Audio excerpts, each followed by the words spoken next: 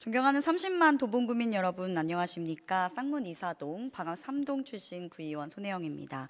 본 의원은 혼란스러운 시국이 빠르게 안정되길 바라며 목소리 높여야 할 곳이 있으면 앞장서서 주민들의 안녕을 책임지겠다는 말씀을 먼저 드립니다. 또한 오늘 이 구정질문이 도봉구 의회와 집행부 모두를 위한 생산적인 발전의 밑거름이 되기를 바라는 마음으로 구정질문 시작하겠습니다. 첫 번째 질문입니다.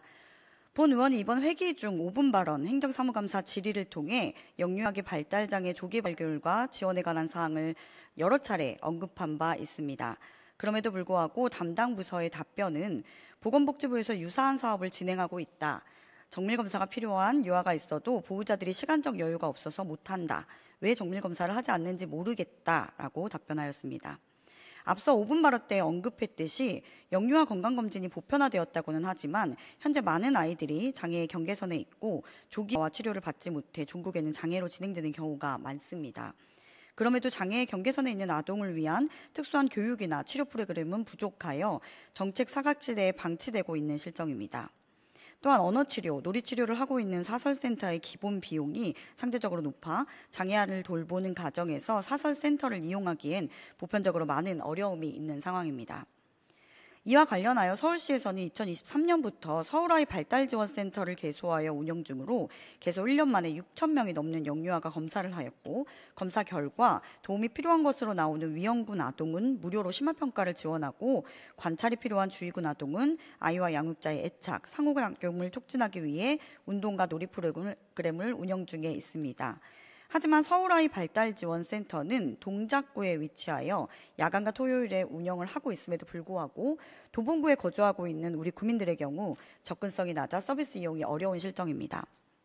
또한 서울시에서는 올해 하반기부터 아이와 양육자의 애착과 상호작용 촉진을 하기 위한 지역 거점형 발달 놀이터를 추가한다고 하였으나 이조차도 강서구, 강동구, 구로구, 중랑구, 은평구에 설치되었고 결국 우리 도봉구에는 설치되지 못했습니다.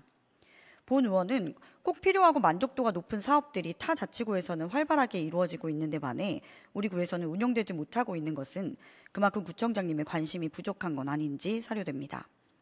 특별히 서초구의 경우 2021년 선도적으로 장애 및 장애 위험군 영유아 발달 지원에 관한 조례를 제정하고 전국 지자체 최초로 지역의 서초아이 발달센터를 따로 설립하였습니다. 이에 따라 0에서 35개월 영아를 대상으로 한 조기 개입이나 36개월 학령기 이전 유아 대상 단기 코칭 그리고 36개월 미만 조산 및 저체중 출산아를 위한 이른두기 조기 개입 등의 프로그램을 구성하여 장애의 발견과 치료를 위한 골든타임을 놓치지 않는 노력을 하고 있습니다. 그 외 양천구, 영등포구, 성동구, 구로구에서도 조례를 제정하여 관련 사업을 활발하게 펼치고 있지만 우리 도봉구는 아직 조례조차 제정되어 있지 않은 실정입니다. 영유아 발달장애는 아이뿐만 아니라 가정, 지역사회, 크게는 우리 사회 전체에 영향을 미칠 수 있는 중요한 사안입니다. 때문에 조기 개입과 그에 따른 체계적인 프로그램이 뒷받침되어야 하는데 우리 구에서는 장애 및 장애 위험군 영유아 발달 지원에 대한 또 다른 어떤 방안들이 있는지 또 어떤 계획이 있는지 구청장님의 구체적인 답변을 요청드립니다. 두 번째 질문입니다. 지난 8월 2024년 프랑스 파리에서 하계 패럴림픽에 참여한 우리나라 장애인 선수단은 부족한 시설과 열악한 환경에도 금메달 6개, 종합 22위로 대회를 마치며 대한민국의 위상을 높였습니다. 장애인들에게 체육이란 여가 생활로서의 즐거움을 넘어 체육 활동을 통한 신체 기능과 체력 향상, 심리적인 스트레스 감소와 함께 스포츠 활동을 통해 건전한 사회 참여를 도모하는 창구 역할을 하는 유익한 활동. 이에 우리 도봉구도 2023년 2월 서울시 자치구 중 20번째로 장애인 체육회가 설립되었고 장애인 생활체육인의 저변 확대를 위해 장애인 체육대회를 운영하는 등의 활동을 하고 있지만 도봉구의 장애인 체육 정책은 아직까지 미흡한 것이 현실입니다. 특히 우리 도봉구에 있는 운동기구나 체육시설은 비장애인 기준으로 설치되어 있어 장애인들은 구조상 이용하기 어려운 상황이고 장애인이 이용할 수 있는 전용 체육시설 또한 전무한 상황입니다. 이에 본 의원은 우리 도봉구의 장애인 체육 활성화를 위해 몇 가지 대안을 제시하고 구청장님의 의견을 듣고자 합니다. 첫 번째, 장애인 체육 선수 발굴 및 육성을 위한 지원체계 구축이 필요합니다. 영국의 경우 장애인 체육 선수 발굴과 육성을 위해 플레이그라운드 투 포디움이라는 프로그램을 통해 뿔뿔이 단계부터 전문적인 엘리트 선수의 인재를 발굴하고 육성합니다. 지역에서부터 장애인 체육 선수 발굴을 위해 각 학교의 스포츠 파트너십 클럽과 연계하여 다양한 스포츠의 날 및 스포츠 페스티벌을 개최해 장애인 선수를 발굴하고 있습니다. 이후 종목별 협회가 선수 육성을 위해 수준 높은 프로그램과 코칭을 통해 향상된 기력을 갖출 수 있도록 지원합니다. 때문에 우리 도봉구에서도 지역에서부터 장애인 선수를 발굴하고 육성하는 지원 체계가 구축된다면 우리 도봉구를 대표하는 선수는 물론 국가대표로까지 성장할 수 있는 시스템이 마련될 것입니다. 두 번째, 복지적 차원을 넘어선 전문성 있는 장애인 생활체육 프로그램을 확대하여 운영해야 할 것입니다. 현재 대부분의 지자체 장애인 생활체육 프로그램은 단기적이고 흥미 위주로 구성된 복지적 차원의 프로그램으로 되어 있어 전문적인 체육 훈련을 받거나 장기적인 건강관리를 하는 데 한계가 있습니다. 장애인 생활체육은 단순한 복지적 접근을 넘어 비장애인의 생활체육과 마찬가지로 개인의 성장과 사회적 통합을 촉진하는 중요한 프로그램이 되어야 합니다. 때문에 생활체육 프로그램을 운동 종목별 뿐만 아니라 장애 유형별로 특화하고 다양한 계층 또한 참여할 수 있도록 하여 수요자 중심의 맞춤형 프로그램이 편성됨과 동시에 보편화될 수 있게 해야 합니다. 마지막으로 장애인 생활체육 활성화 방안에 대한 중장기적 계획을 수립하여야 할 것입니다. 장애인 선수 육성을 위한 체육시설도 부족하지만 중장기적으로 장애인과 비장애인이 함께 참여할 수 있는 기회를 늘려 공간을 분리하는 차별을 두는 것보다 같은 공간에서 장애인과 비장애인, 지역 주민과 전문 체육인 등 함께 다양한 스포츠를 즐길 수 있도록 만드는 것이 중요합니다. 이를 위해 중장기적 계획을 수립하여 언제 어디서나 어떤 환경에서도 누구나 손쉽게 생활 속에서 운동을 즐길 수 있는 환경이 조성되어야 할 것입니다.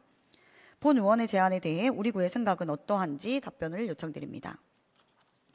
마지막 질문입니다. 우리 도봉구는 타 자치구의 쿨링포구 시스템의 다양한 사례를 조사하여 2022년 하반기부터 폭염에 대한 대책으로 쿨링포구 시범 설치를 시작하였습니다. 본 의원은 시범 설치 이후 2년이 지난 시점에서 도봉구가 폭염 대책으로 쿨링포구를 설치하는 장소에 대해 다소 강한 의문점이 들었습니다. 먼저 쿨링포구를 설치하는 장소에 대한 기준이 현재는 없습니다. 다만 타 자치구의 사례를 조사할 당시 집행부에서 참고한 서울연구원의 자료를 보면 효율성, 형평성을 고려한 쿨링포구의 최적 입지는 버스 종합 환승센터 부근, 지하철역 부근 등 보행자가 많은 장소이거나 노인 복지시설 밀집 지역, 폭염 취약계층의 이동이 많은 지역 등이 쿨링포구가 설치되어야 할 가장 시급한 장소로 판단하였습니다. 반면 도봉구가 2022년부터 현재까지 쿨링포구를 설치한 장소를 보면 2022년에는 도봉월등 앞 횡단보도, 이안테라리움 앞 횡단보도, 쌍문역 백다방 앞 횡단보도, 다락원 체육공원 이렇게 4곳이었고 2023년에는 초안산 창골 축구장, 이안테라리움 오피스텔 옆 보도 띠녹지 공간 2곳이었습니다. 올해 2024년에는 도봉구청 광장 휴게공원, 도봉산 입구 망남의 광장, 초안산 가드닝 센터, 초안산 황토길, 다락원 체육공원, 원당공원 및 원당생공원, 창골 축구장 펜스까지 설치가 되었는데 2023년 이후 설치된 차를 살펴보면 보행자들이 많이 다닌다거나 폭염 취약계층이 많은 지역이 아닌 곳이 대부분입니다. 특히 도봉구청 광장 휴게공원의 경우 의자 위에 쿨링포구를 설치하는 바람에 포구를 작동하면 아무리 약하게 조절한다고 해도 의자가 젖어서 앉아서 쉴 수 없는 공간이 되어버립니다.